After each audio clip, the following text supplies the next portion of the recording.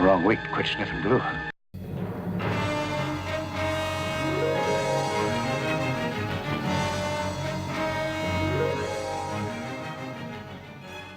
Welcome back. It is week 6. Oh, and I have a feeling we're going to get some big things done this week. We'll probably even get a start on the saucer. Who knows? Just back from a nice refreshing shower. I finished mowing the yard this morning finally and had a shower. But before I started that, I went and I took some JN Gray. No, I'm sorry, Lynn Gray. And I painted the inboard bits of these depressions. Now that those are painted, I want to get the blue lights in. The blue lights are in this one. I need to put the blue lights in this one, and then stuff it full of fiberfill, and then I'll be ready to glue down the photo etch. Once that is all done, I will be ready to attach these to the pylons, and won't that be fun? Because I need to do that to determine a lot of my geometry for the rest of it, as far as determining level, square, top dead center, things like that. I can go by, obviously top dead center is right about here, but until everything is on the jig, until everything is on the building cradle, I won't know that for certain. So that will allow me to nail down a bunch of stuff. Once I've got those nailed down, it will give me the exact place for the big red pennant that goes here and the numbers. Once I've got that in place, I can flat coat this entire engine nacelle, and do that with both of them. And then all that's stopping me is putting the vinyl decals and the vinyl decals and then the regular decals on the secondary hull. But I'm getting way ahead of myself. Let's take care of these first, and once we get the blue lights in, we'll have a blue light special. Alrighty, I have got the grills in, and I just put the touchiest little touch of CA at the front edge and at the back edge, and this is kind of wedged in, so gravity and friction is going to hold that. And then just a little bit of 5-minute epoxy on this part, and it is in. It is all done. That is the starboard side nacelle. Gonna let that dry, and then remove this off the table and do the other one.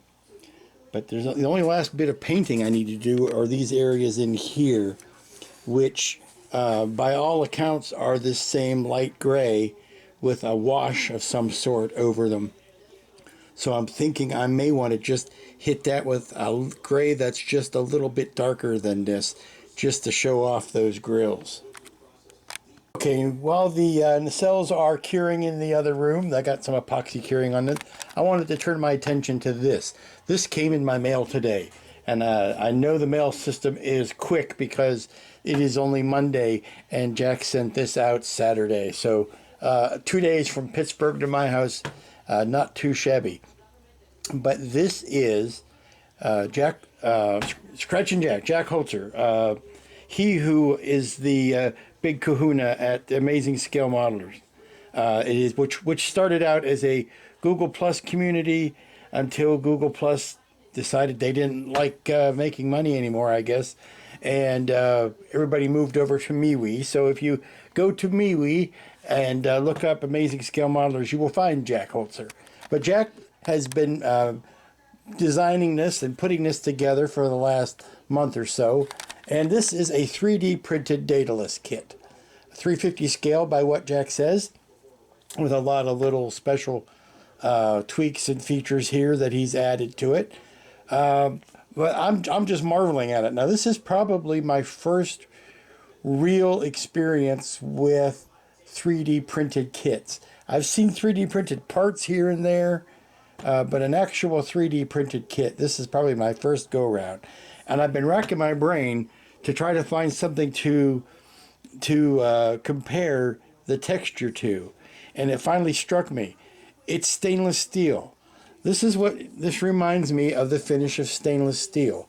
If you went to look at your kitchen sink and you looked at the pattern of stainless steel on it, or if you have any other appliances that have that for a finish, you will get an idea of what these pieces look like. Yes, there are fine striations in there, but for all the world, it reminds me of stainless steel. But this kit is beautiful. Now, Jack, if I had anything to say, I would say make the windows a touch bigger, because I want to be able to get a file in there to clean those out. But this is going to go together like a charm. I mean, this is all one single printed piece. And it has taken all of the guesswork out of your nacelle alignment and your squareness and all of that in one fell swoop. Here you have the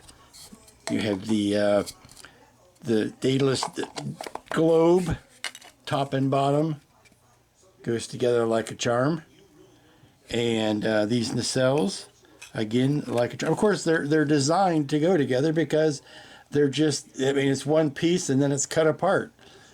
But that is a beauty. He also sent me a couple of stands, or a couple of things that he had printed off that I'm going to use on stands. I saw him playing around with this and I had to have it. Jack, I love that texture. I know it's an infill texture and this isn't supposedly quite done, but I just love the looks of that. It kind of looks like the texture on the uniforms in the J.J. Abrams movies, but I really like that texture. I got to do something neat with this. I don't know what, but I'm going to do something neat with that.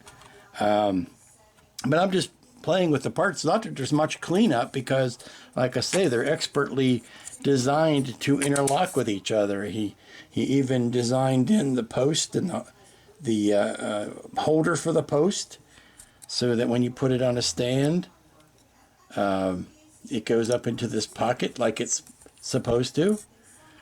But this is a wonderful feat of engineering. All the parts fit beautifully. There you go. There's your Daedalus.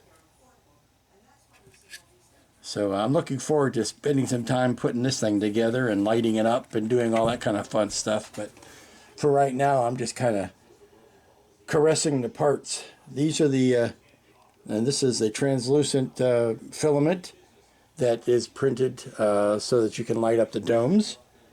And that'll make that easier. I mean, these are obviously light blocked because of the material that they are. They're thicker than, I think that would end up being thicker than styrene, depending on how, he could designate how thick he wants his walls. But look at that. I mean, there's the end cap for the nacelle. Goes right in there, fits perfectly because it was designed to go there. Beautiful, like that. Then that attaches to here, like that, which attaches to here, which gets a nacelle, or gets a Bussard collector on the ends. Beautiful, beautiful work, Jack. I can't wait to tear into it. The piece is kind of all laid together so you get an idea about the length of the kit. It's probably about 16, 18 inches long. Beauty of the kit. Okay, as we finish up today's work, and this will be still Monday, we finish up today's work, I am just taking the last look at some little touchy things, like some bubbles that were in the resin here that I've just put a little tulip over. I can just dab paint over top of those tomorrow. Hopefully they will fill in. And I think tomorrow is going to be the big work. That's when we're going to try to fit these on the pylons and see how well it goes. Okay, welcome back. It is Tuesday morning, and I've got the secondary hull and pylons in the jig. This is only temporarily screwed on here just so that I can get a full sense of the length of it. Nothing has been tightened. It's not in the right place. Forget you even saw that. But we're in. The secondary hull is in the jig. I am leveling. First I started with the table. Table is level. So if table is level and this is level, that means it's square to table. It means it's level. It is also level this way. Level that way And importantly, at the front, it's level that way. Because the ship itself has precious few level markers for it, we put it in a jig and we level the ship up to the jig. So that's where we're sitting right now. I need to shave some more off of these here. Things have happened since I fit them the first time. Most notably, paint has gotten on them, which can interfere. Paint is also inside the pockets of the nacelles, so that also is going to interfere. And better to be too loose than to be too tight. If it's too tight, I'm stuck and I can't do a lot of adjusting. If it's loose, I can square it up and then pack in the epoxy, and the epoxy will settle into all of the recesses and it will self-level. So let's start by nibbling away some more of this, and I gotta remove the tape from this nacelle. Remove the tape. The tape here was to keep the excess paint off the top of the nacelle, but it still needed some work even before then. So we're gonna take all of this off and start fiddling and fitting the nacelles. Once that happens, things will start to go very quickly. Well, this is a fine kettle of fish. I've got it in the jig, and this is one of those rubber meets the road instances. This is one of those things where, okay, something's got to give. Now the nacelle pylons are buried deep into the secondary hull. They no move, they no budge, they're where they're going to be. So, in order to make the nacelles fit the jig, look what has to happen. I have to extend that about an inch on that side and about half an inch on that side. That's no good, that's no bueno. We're back to this piece being level. But the weird thing is that it's throwing the top of the nacelle level, which is wrong. The nacelle's tapered. The level line should be somewhere right about here to back there. That's the level line. So my goal, my immediate question is, what I need to do is I need to fit the nacelle back down to the top of the pylon. I might have to discard this piece and use my level on the back because that seems to still want to fit. Let me show you what happens when I fit the nacelles down onto the top of the pylons. Here's what happens when I put the nacelles, squat down to the top of the pylons, level them up as much as possible, take this off of level so that it's tapering down, but make my level line in the center there. This center support no longer fits. It looks like the nacelles want to be further away from each other than they are, and of course you can see there's some puttying that needs to be done under there. I expected that. So if we take this center piece out and we only use, go ahead and knock that down, and we only use this back stay to establish our levels and our squares and our plumbs and all of that, then I think we've got a workable solution. We take this angle, we make sure that this is the same height off the table as this is. Then we know both of the nacelles are level or square this way. We do the same for the front to make sure that the front of the nacelles are at the same height from the tabletop this way and that way, and then we know the nacelles are, now those measurements will be different, but we need to make sure they are the same to each other. Then we know the nacelle is square to the or parallel to the table, which is the important thing, because we know the table is level. If we know that the this distance here is the same and that distance there is the same, then we know that the nacelles are square to the table or parallel to the table, so we know that they are level.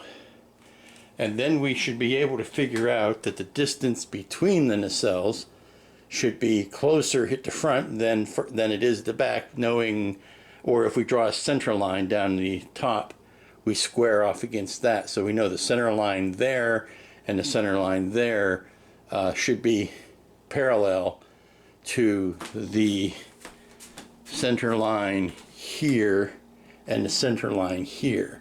If we can make those parallel, then we know that our nacelles are square to each other, and any out of squareness will be down to the manufacturer of the nacelles themselves. But I think I've got a handle on it. It's just that using this bit of business was not going to be effective in this setup. Okay, I'm back from lunch and getting a haircut, because yes, I was feeling a bit like a long hair. I'm running out of stalling tactics. I'm running out of excuses not to. I'm at one of those inflection points, one of those crossroads. It's time to glue down these nacelles. I think I've got at least the port nacelle. I think I've got it measured off and in its hanger and ready to go.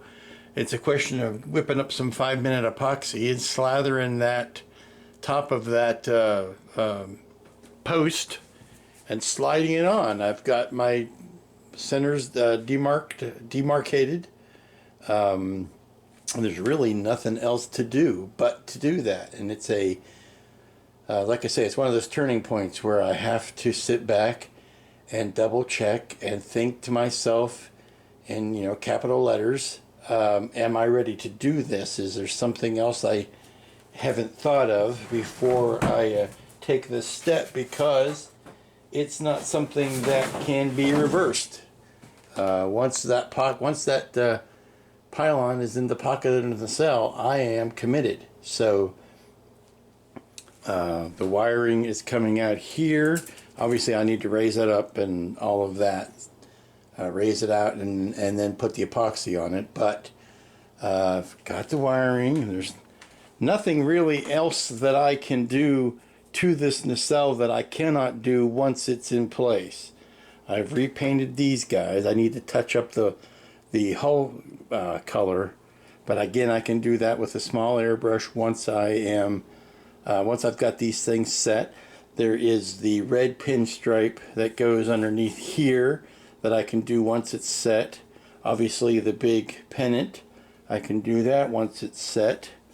I want to drill a tiny hole here for an LED that I can use for a blinking strobe. And I'm going to do the same thing, not up here, but actually on the Bussard collector, on this cowling. I'm going to drill a hole top dead center there.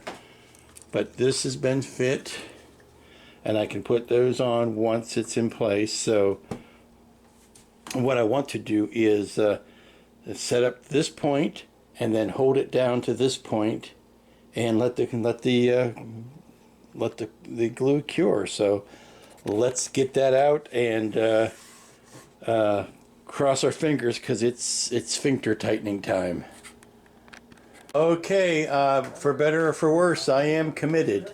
There is epoxy on the upper side of those pylons. They went on like a glove, because when you lubricate the top of that post with epoxy, it's going to help it slide on very easily. But it's on, it's curing. We'll have to see how she floats afterwards. I've got tape on those only to pull them down and hold them in position, but they're attached. We'll see how well they stand up to it. Now I'm going to be heading over to my sister's tonight, because I have another sister in town this week, and this is good because now I can let this cure and I won't be tempted to touch it. And the next time I get back to it will be tomorrow morning, and I will have time to clean up the top of those joints and get rid of the excess epoxy that has oozed out. And then we can think about how the best way to attach the nacelle fronts is going to be. But I can start wiring up things and getting these wires trimmed down and putting the jacks on the end of them, things like that, so that I'm ready to plug the Bussard collectors in and get ready for the major wiring, which I think is the next big deal. Is that I've got, obviously, once these are ready to go, there's some body work that I'm going to have to do particularly on that joint there.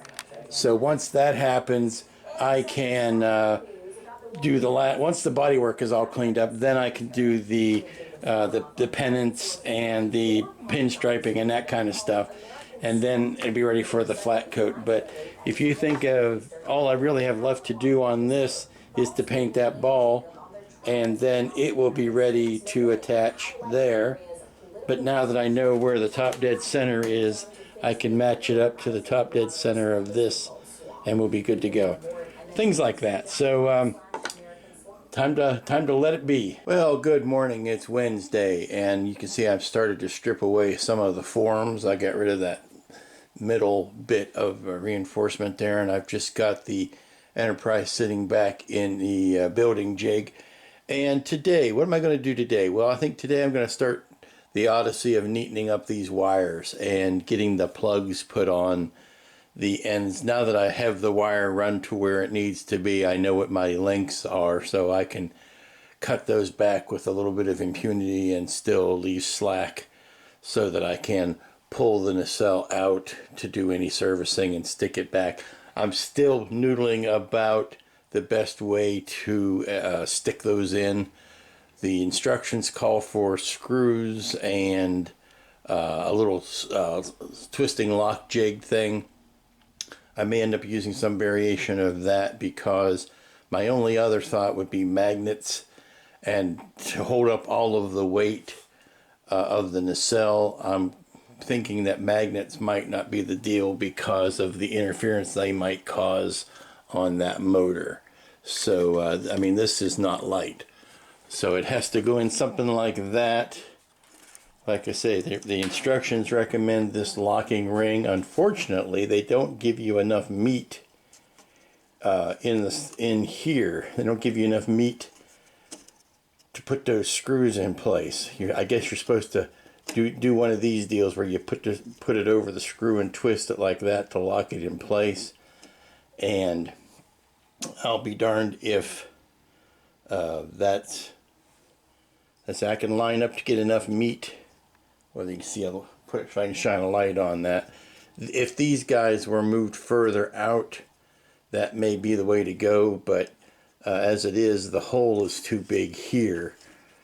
So maybe cutting new ones here where there are none and moving them further out to the edge, that might be a way to go.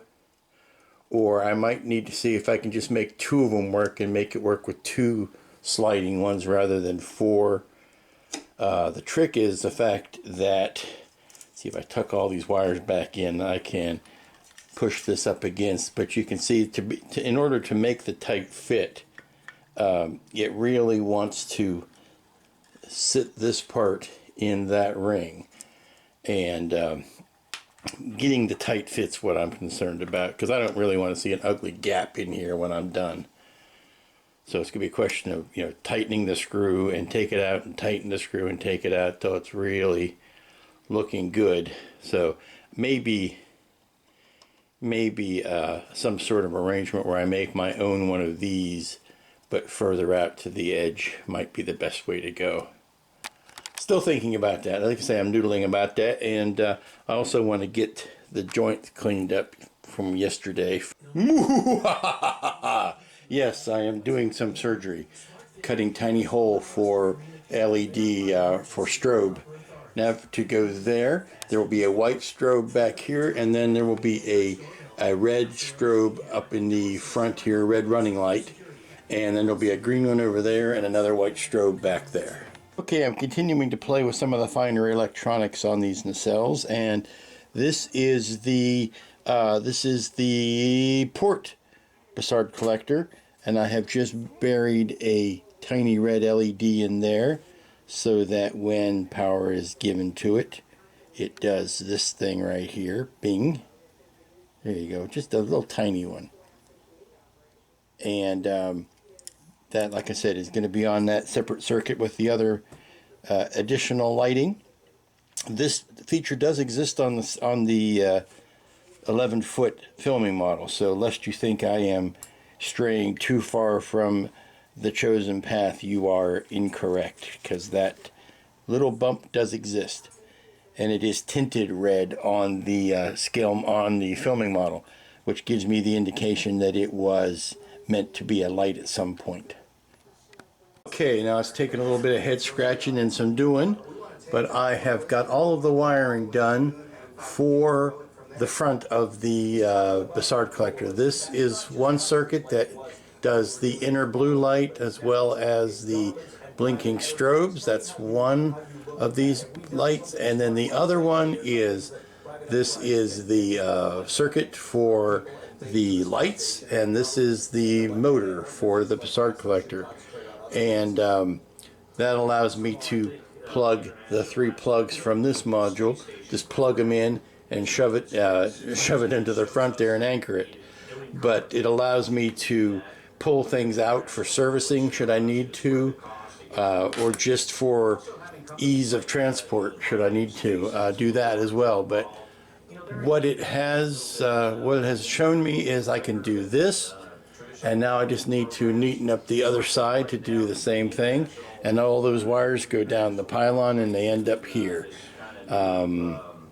This is not as messy as it seems. It's actually got quite a bit of logic to it, so before things get too messy, I just have to make sure that I have not lost track of what things go where. There you go. So both of the inboard nacelles are lit. And I've got all of the wiring neatened up for the front of the Bussards on both sides. This is the that is the light board, this is the motor, and this is the tiny marker light. Again, same thing over here. Motor, marker light, and Bussard board. Coming along, I think.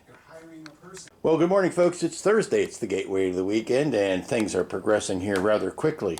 I've got this module just taped in place and rubber banded in place so that you can kind of see how it relates, but it's not glued on yet. Here I've got the junction box, the connections sticking out so you can kind of see how they are left, and here is the module with the other side of the connections on it. And everything is running down to here where I am starting to neaten up the wiring. But things are picking up speed at this point. I'm going to do I'm going to make sure all the wiring was neatened up, because I need to take this off of the jig so that I can flip it upside down and work on those joints at the top of the pylons. I've got the tape off of them, but there's lots of overflow resin that I need to clean off and start pushing this wiring in. But that's where we're at. Alright, here is the first test, and you'll notice I've used the camera on a tripod for once. How about that? But here's the first test with the cage on it. Now, on this cage I went with silver veins rather than black that I normally use on smaller models. The silver more closely replicates what's on the nacelles at the Smithsonian, but notice the motor is very loud. I'm going to have to work on insulating that sound. But that's the inner cage spinning. Now let me I'm going to have to just hold this in place because it's not shaved down yet to where I can leave it in place or glue it, but there you go. Yeah, that motor noise is going to have to be addressed. I can insulate it on the inside. But ta-da!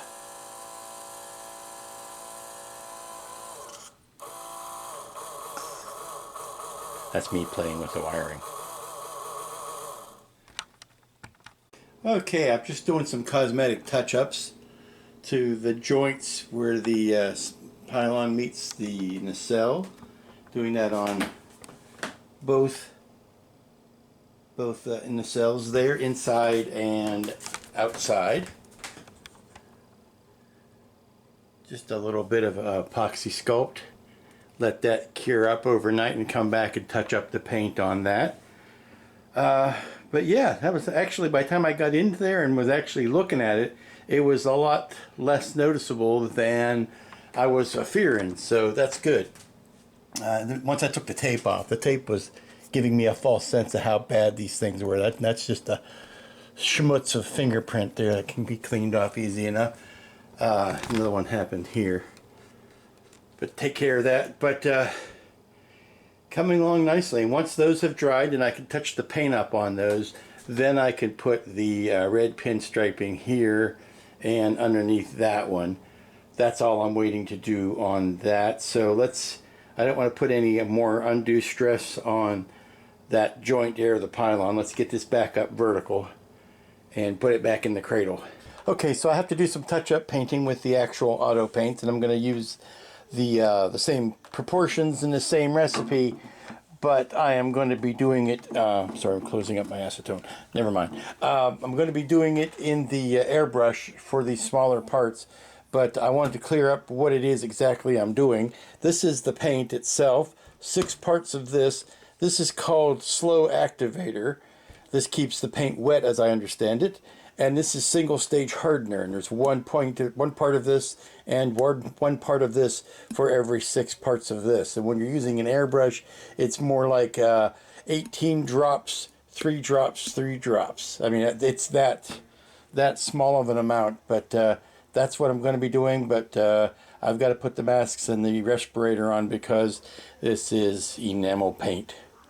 But if you can see, the parts are over here getting ready to be painted. Going to paint the balls on the back of the nacelle caps, and I want to do some touch up on the Bussard collector, so I've got them ready to go. All I need to do is open up the window and throw on the switch to do the to vent to the outside. Good morning, welcome back. It is Friday, last work day of the week, and I will be concentrating this morning on the old Bussard collectors. I've done one this morning, and I got up a little early, started a little early, like usual. I went ahead and did one to make sure I didn't make any mistakes, and now I'm going to show you how I did on the second one. And here you go. Now, I have ordered a set of the orange tinted domes from Mr. E from Tassetti, who now owns all of the parts and the patterns for this kit. He's the same gentleman who is sending me a clear-ish impulse deck so that I can light the impulse engines. But these are the original domes that came with the kit, and they're a little big. They're ever so tiny, hairy, just a hair too big. So what I thought I would do would be to sand down perhaps the insides of these 3 stationary bits, or the 3 clips. And then I thought, well, no, the ones I get might that might make them too loose. So the obvious logical thing was to sand down just the bits on the domes where the clips hit it. So that's what I did, is I kind of put it in place, traced around it, and then just took a file to just flatten off the tiny spot right where the clip hits it, and it fits just fine. And then drill a tiny hole, started with the tiny pin vise to make the pilot hole, and then went with a larger bit to enlarge the hole so that I could put the set screws in. Now the screws are only there to hold it in place, because if you screw them if they're too long, then they will actually hit the inner dome and stop that from working. So that's no bueno. This is the original size of the screws that I'm using, and that's what I cut it down to. So that's just long enough to go through the retaining pin and then into the dome itself. So let's get those in place. Well, here you can see on the one that I have finished what it looks like, and it's just a screw holding that in place. And you can see they're just ever so much of a hair's whisker too big, and I'm hoping that the smaller ones I get from Mr. E will fit better. But that's exactly how they were done on the Smithsonian build. There's like big old screws hanging, holding it in place. So I will put a dab of paint over that to camouflage it, but that's what it looks like.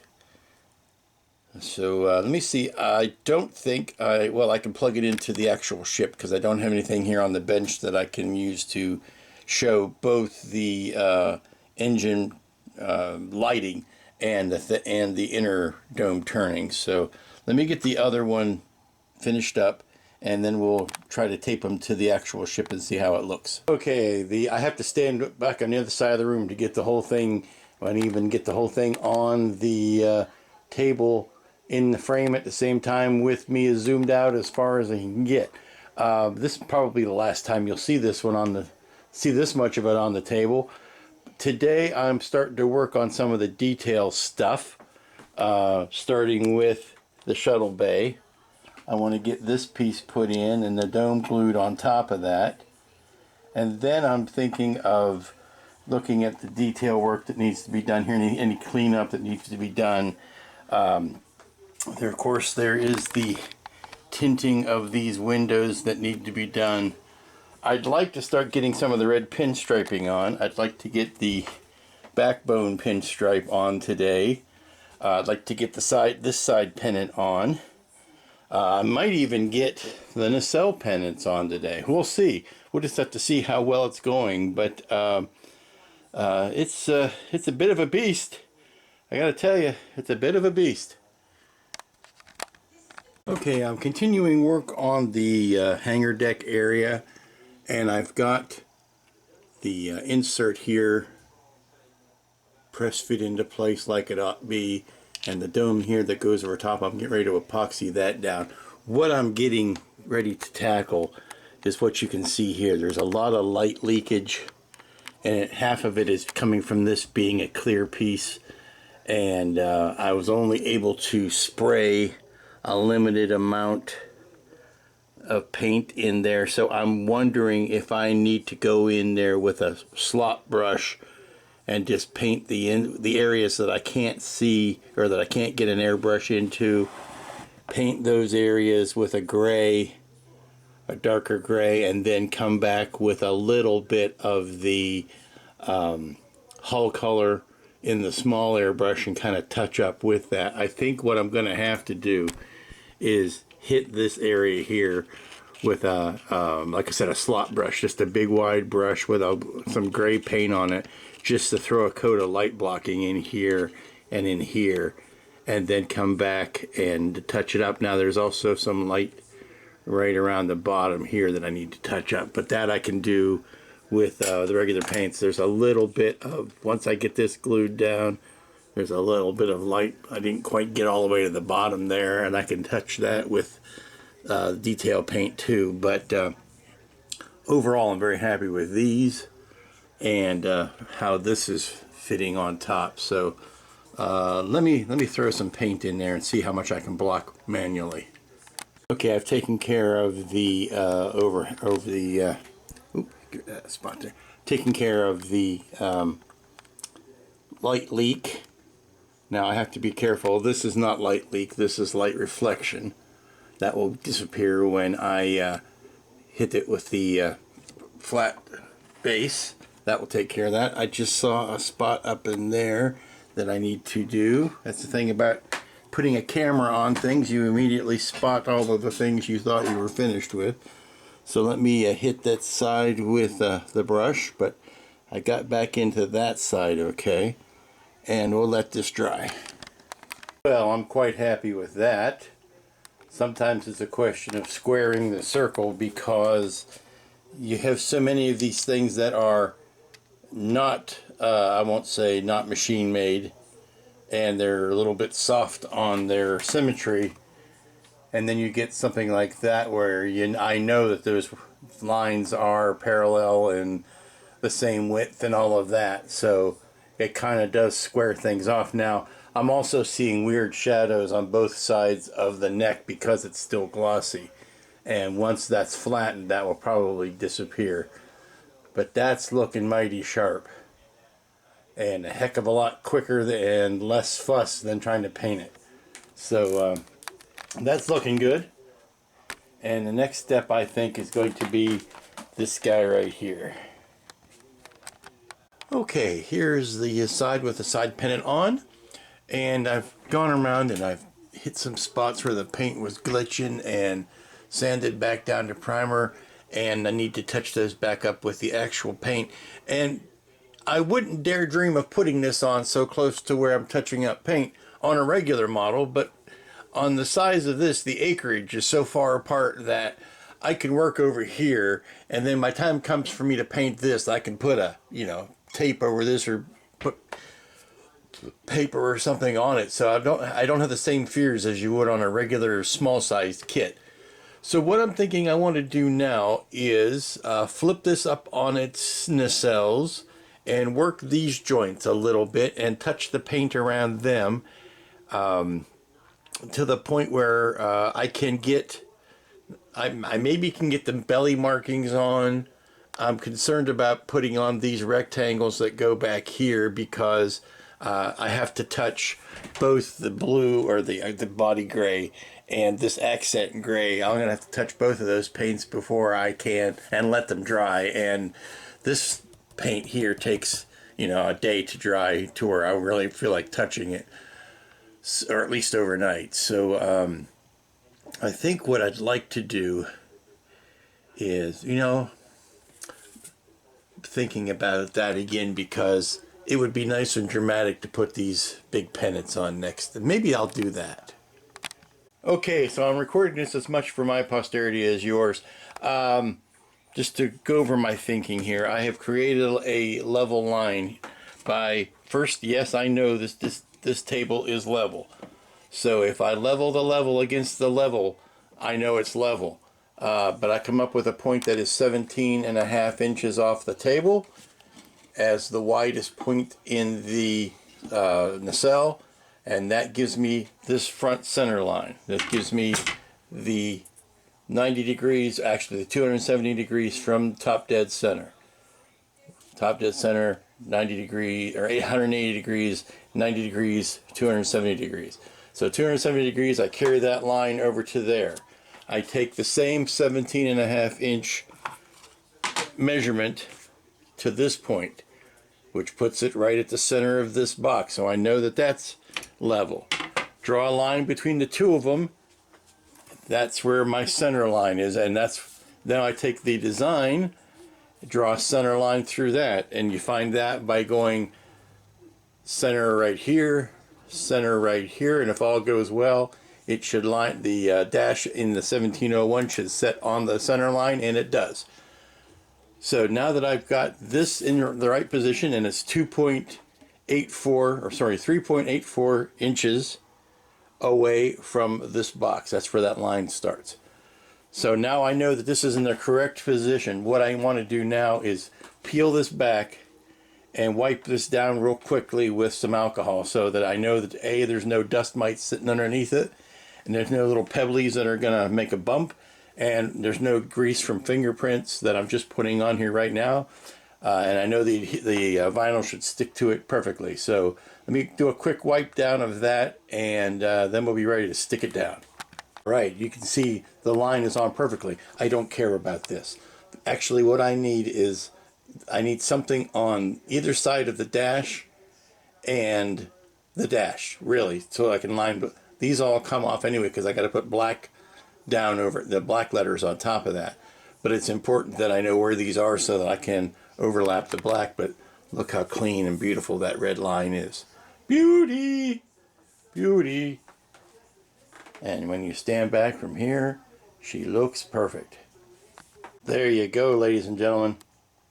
All sweet and in place and rock level. I can put a level up against. Beauty. And there's that Wait a minute, I moved because the camera was in my hand. Hold on. There you go. Beauty. Dead level.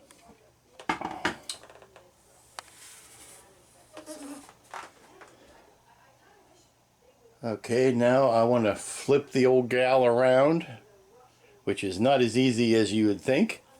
It's easy to say, but it's not easy to do. And do the nacelle on the other side. Got it turned around, and the first thing you got to do is re-level everything, because you can jostle it inside that building jig and not realize it. But I've got to where the front of the nacelles are dead level with each other. So now I know that I can draw my perpendiculars down and they'll be square as well. And there you go. There's the port side nacelle lettering. It's really starting to come along now.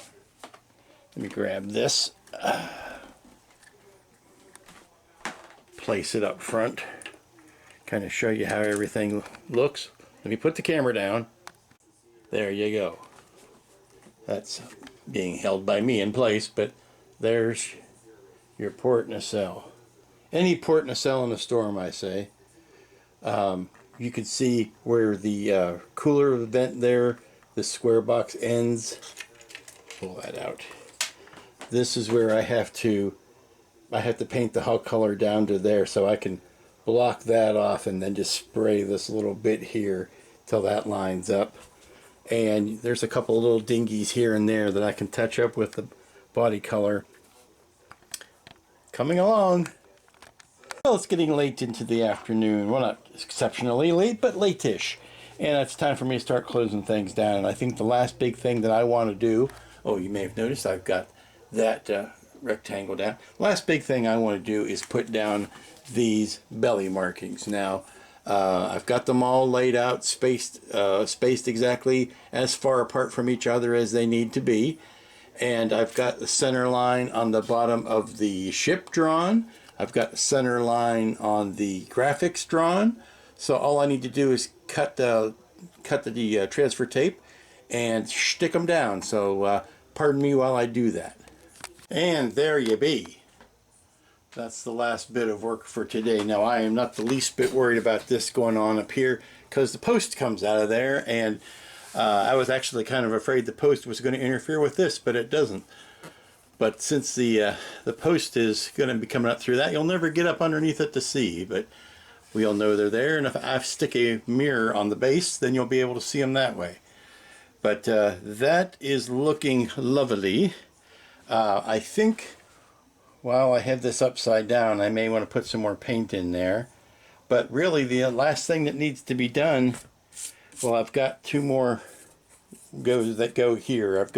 But I need to touch up this hull color, and I only want to mix up one batch of that. So I want to make sure I've got all of my touching up and sanding and everything done before I mix up that last batch. So this is where I think we're going to sit it for the weekend. Okay, got it back right side up, back in the cradle, and this is where it's going to sit for the weekend. But look at all of that beauty. I got the strobe in there. The 3 spine lights are still lit. I've got the light inside the dome here. The dome on top, I haven't glued that down yet. The light blocking has worked in the shuttle bay. I've got that main door, or the main observation window. I have not tinted those yet. I have to paint those colors. But plenty of stuff to do yet. But came a long way this week, I gotta tell you. Getting these wires neatened up. I still have not gotten the boards from Ralph yet. I was really hoping that happened this week. But hopefully next week.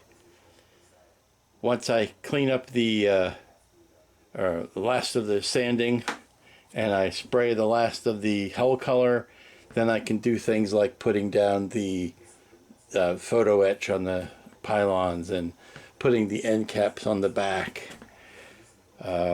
Lots of work to do yet, lots of fun stuff to go before we start cracking on that saucer. But it's coming along. Those little bits of red really help define the areas of the hull that looked kind of bland otherwise. And that brings us to the close of week 6. Week 6 on the big Enterprise build. And it's coming quite along. Now, I was one disappointment. I was hoping to get that circuit this week.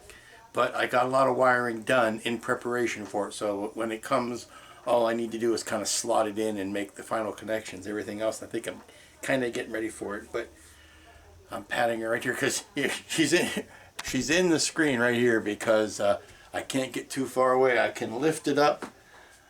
It's like this. It's huge. But you know that. She's so pretty. I just want to sit her, pet her, and pat her, and call her George. But coming along quite nicely. I think, depending on if the circuit gets here next week, one more week. No, not even that. A couple days. My biggest threat now is trying to figure out the best way to attach these because they're kind of heavy, and I'm wondering if magnets would be strong enough. I would really have to ring the whole area with magnets, and then you get into the problem of, is it going to interfere with the motor if I have that much magnetism going around? Here you go. I put the nacelle on, so there you go. That's my biggest concern. So I'll probably have that sussed out by the weekend so that I can hit that running Monday, and then we'll get into the saucer. And we're on week 6 now. I'm thinking maybe 4 more weeks on the saucer, make it a 10-week project. I've got the Chattanooga Nats, the IPMS Nats coming up in a couple of weeks, so that's going to take a good, that's going to blow a week basically, because got to drive over, spend 4 days, and drive back. Yeah, I mean, I'll take the camera, and I'll make a report from there, but getting much done on this while I'm there, I don't think I'm not going to take this with me, but I mean, that week I can't see getting much done. So until next week, when we will hit the ground running on this again. I'm trying to block the sunlight that blares out the camera. Until next week, when we'll hit the ground running on this, you be good to each other. Stay in. It's too darn hot outside. It's hotter than the devil's private parts out there, and you don't want to be out in there. Trust me. Look out the window. It's wave from the window. It's so much better. Be good to each other, and we'll see you here next time.